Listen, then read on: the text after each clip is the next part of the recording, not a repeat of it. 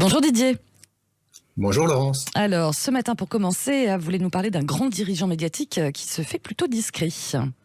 Oui, on pourrait dire le plus médiatique de tous. J'ai nommé Elon Musk, Oui. le patron de Tesla et des fusées SpaceX. On connaît sa propension à tweeter tous les jours sur des sujets divers et variés.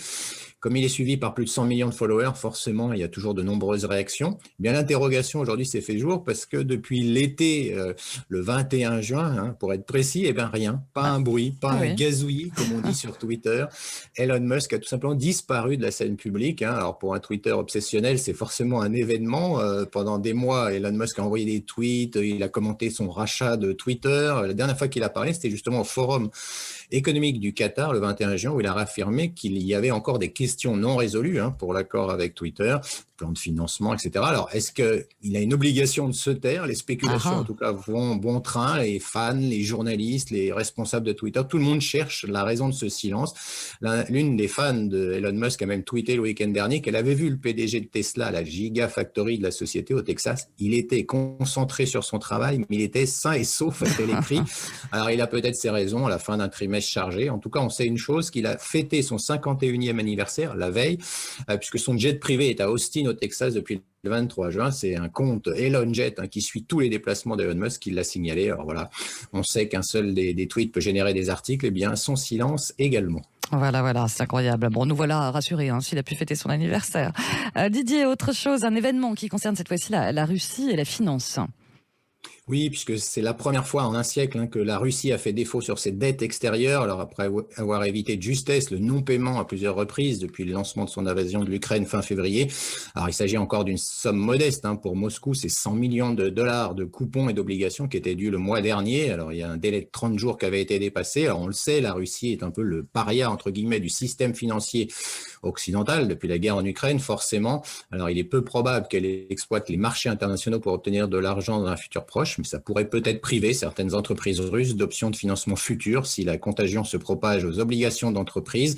Les étrangers détenaient environ 20 milliards de dollars d'euros obligations russes depuis début avril. D'accord. Autre conséquence de la guerre en Ukraine, cette fois-ci au Pakistan qui connaît des coupures d'électricité.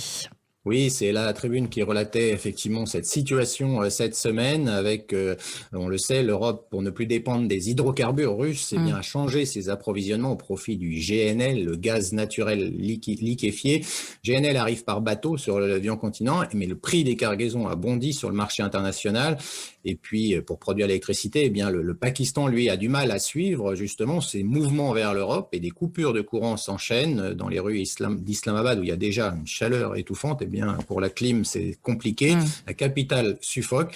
Pas de ventilateur, pas de climatiseur dans les habitations et cette situation entraîne, bien entendu, montre l'ampleur de la crise en cours. Quand on voit ce qui s'est passé, ce que l'Europe est en train de faire, essayer de se réapprovisionner, c'est un impact sur d'autres pays.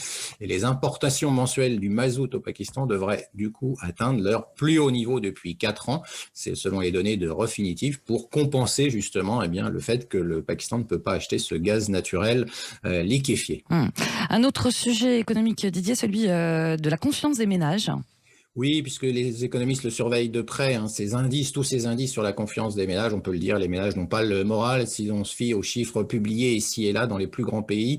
Ce qui fait dire à certains économistes, c'est bien que les entreprises devraient suivre sous peu. Les indices n'arrêtent pas de baisser. En France, celui de l'INSEE, par exemple, a perdu 3 points en juin à 82. En Allemagne, c'est le GfK qui a également reculé.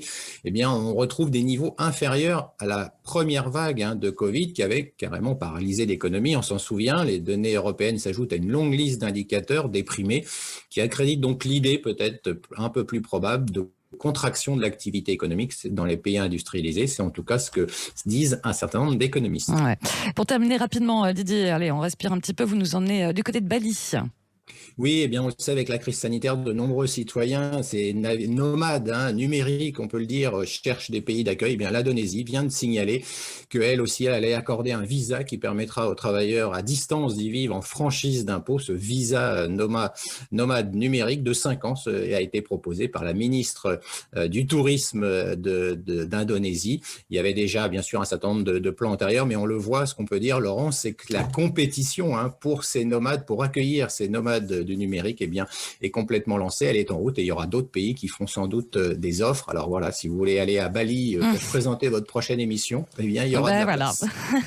Prochain nomade numérique. Merci beaucoup Didier Testo de la Bourse et la Vie TV, bien sûr. L'info Éco Plus à réécouter en podcast sur sudradio.fr. Merci Didier.